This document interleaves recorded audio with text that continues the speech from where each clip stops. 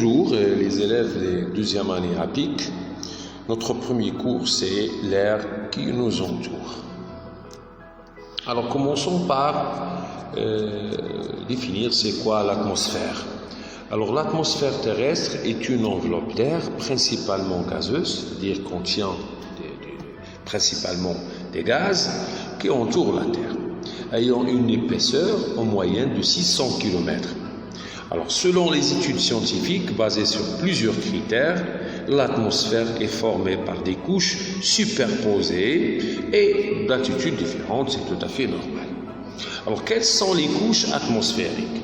On distingue les couches suivantes. La troposphère, c'est la première couche, c'est la couche la plus proche de notre planète. Elle a comme épaisseur en moyenne 15 km. Elle contient le plus grand pourcentage de la masse atmosphérique. C'est environ 80% de l'air qui existe dans l'atmosphère. Il est enfermé, disons, dans la première couche qui est la troposphère. C'est une couche instable, turbulente, parce qu'on a un changement de température et de pression, chronologie des saisons. C'est selon la saison. Par exemple, l'été, on a une température de moyenne de 30 degrés, mais d'autres saisons, on a d'autres températures. Deuxième couche, c'est la stratosphère. Cette couche est caractérisée par la stabilité et limpidité de son air, c'est-à-dire limpide, c'est-à-dire clair, ce qui facilite le mouvement des avions. La stratosphère contient une enveloppe d'ozone. Cette enveloppe a un rôle très important pour la Terre, parce que l'ozone protège la Terre des rayons ultraviolets solaires. Ces rayons sont nocifs et peuvent causer des maladies dangereuses. Donc ici, on a une courbe qui représente la variation de la température en fonction d'altitude. C'est selon la couche qu'on voyait sur la première couche troposphère, on a diminution de la température. Voilà. Si on monte d'altitude, on a diminution de température. Dans la deuxième couche stratosphère, on a tout à fait le contraire. On a augmentation de la température. Vous voyez, si on monte d'altitude. Donc ici, l'épaisseur, c'est de 15 vers 50, c'est-à-dire que l'épaisseur, c'est à peu près 35 km. Troisième couche, mésosphère. Alors, on a diminution aussi de la température qu'on voyait. Dans notre quatrième couche, c'est la thermosphère. On a augmentation de la température. C'est pour cela qu'on parle ici d'une couche thermique nommée thermosphère. Donc, troisième couche, la mésosphère. Cette couche s'étend de 50 km environ. 85 km, c'est-à-dire l'épaisseur, comme je viens de dire, c'est 35 km. Elle est caractérisée par une basse température qui peut atteindre moins 90 degrés, dans laquelle la plupart des météorites brûlent. Quatrième couche, c'est thermosphère. C'est la couche atmosphérique commençant vers entre 80 et 85, allant jusqu'à 640 km. Alors c'est la plus grande couche. D'accord? Alors si on voudrait calculer l'épaisseur, c'est environ 560 km. Alors à la température ici, la température peut atteindre des valeurs plus élevées, plus de 500 degrés Celsius, parce que c'est la couche la plus proche au Soleil. Dans cette couche, on trouve des vaisseaux spatiaux, des satellites artificiels en mouvement, utilisés pour soit la télécommunication, soit la météorologie, soit pour des objectifs militaires. Alors remarque, on pourrait trouver parfois dans des références des autres manuels une autre division atmosphérique qui contient plus que 4 couches.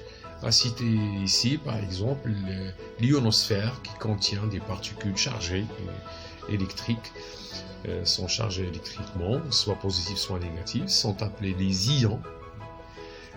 L'exosphère, c'est-à-dire la couche externe, se situe au-delà de la thermosphère, extrêmement raréfié en air, c'est-à-dire presque le vide, parce que le vide, il n'y a pas de vide absolu, tout simplement on parle du vide relatif.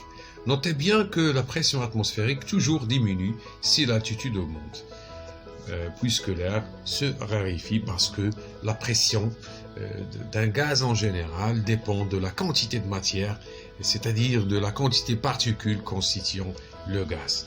Alors si on monte d'altitude, c'est-à-dire que la quantité d'air diminue, donc la pression atmosphérique diminue aussi.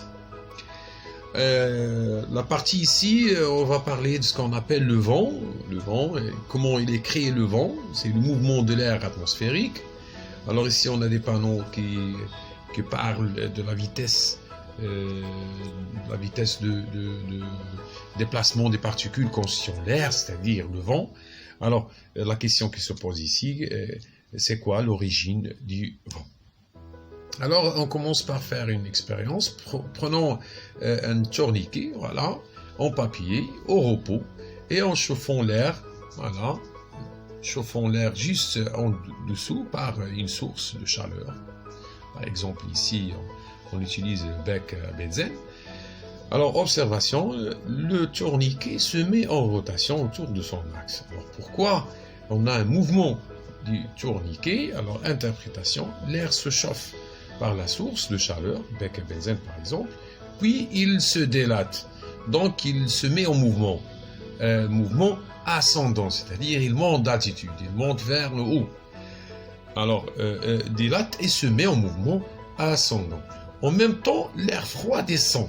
Au cours de cette alternance de mouvement, les particules de l'air heurtent et poussent les ailes du tourniquet, ce qui entraîne le mouvement.